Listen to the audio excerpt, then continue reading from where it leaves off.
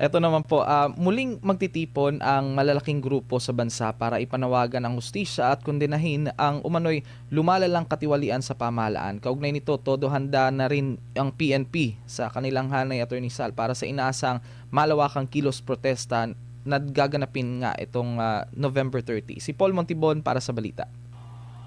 Nagsimula ang serye ng mga pagkilos sa September 21 Anti-Corruption Rally na sinundan pa ng iba't ibang demonstrasyon mula sa mga organisadong grupo, religious organizations, pribadong sektor at mga individual para kundinahin ang malawakang katiwalian sa bansa. Halos linggo-linggo na ang mga kilos protesta sa Maynila at sa iba pang bahagi ng National Capital Region. Lahat ay iisa ang panawagan, hustisya at pananagutan sa sinasabing paglustay ng mahigit 1 trilyong pisong buwis ng taong bayan. Kaya naman hanggang sa ngayon, hindi halos walang tigil na kilos protesta ang ikinakasa para lang maipaabot sa palasyo kung saan nakatira ang Pangulo kasabay ng paghingi ng sagot sa mga nangyayaring korupsyon. Muling magpapatuloy ang tinaguriang trillion peso march ngayong darating na Nobyembre at 30 kung saan target ng mga nagpoprotesta na maipaabot sa Malacanang ang kanilang panawagan laban sa korupsyon. Aminado ang pambansang pulisya na pinag-iingat nila ang kanilang hanay sa harap ng posibleng pagdagsa ng mga rallyista. Matatanda ang nagkaroon ng tensyon noong September 21 rally sa Maynila kung saan may mga basabog umano ng debris at improvised devices. Kaugnay nito, magdaragdag ang PNP ng puwersa sa NCR na aabot sa 15,000 na mga pulis para siguruhing maayos ang daloy ng protesta. Mahigpit din ang direktiba sa mga pulis na ipatutupad ang maximum tolerance habang may zero tolerance rin naman sa anumang karahasan gaya ng pagsusunog o pamamato. Hiling ng mga otoridad sa publiko, ipahayag ang saloobin ng mapayapa at makipagtulungan sa mga pulis para maiwasan ang anumang gulo. Para sa Diyos at sa Pilipinas kung mahal, nag-uulat Paul Montibon, SMNI News. Ayan, so kasali na rin dyan, Attorney Sal, yung gaganapin ngayong November 16 na rally. Ano po ang masasabi ninyo sa ulat na yan? Yung pong November 30, yan ay inisyatibo ng mga tinatawag na grupo ng mga dilaw.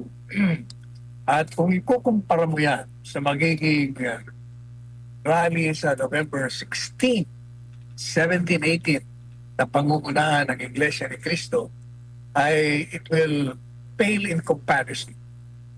But, having said that, pag ito pong grupo ng November 16, 17, 18 ay sumama dyan sa November 30, game over na. Sigurado ko yan. Alam nyo, yung mga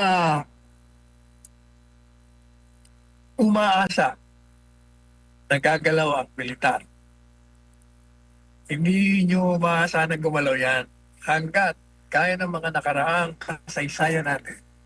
Yang militar, naghihintay lamang yan. Pag nakita nila na ang overwhelming majority ng taong bayan ay lumabas sa kalye, nagpuprotesta, papayapa, sigurado magkakaroon niya ng withdrawal of support. Kaya ng mga nakaraan. Nangyari yan sa People Power 1, nangyari sa People Power 2. Ganyan na naman ang mangyayari dyan.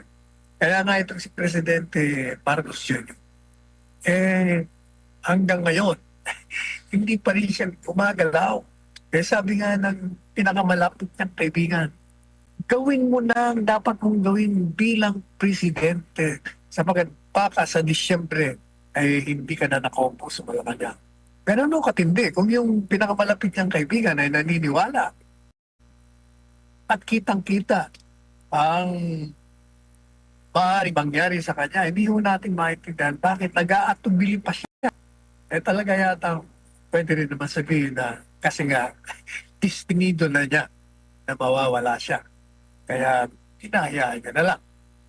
Ganun pa man, yung pong November 30, tandaan niyo sasabihin ko, pag ito ay sinamahan ng grupo ng November 16, 17, 18, tapos na.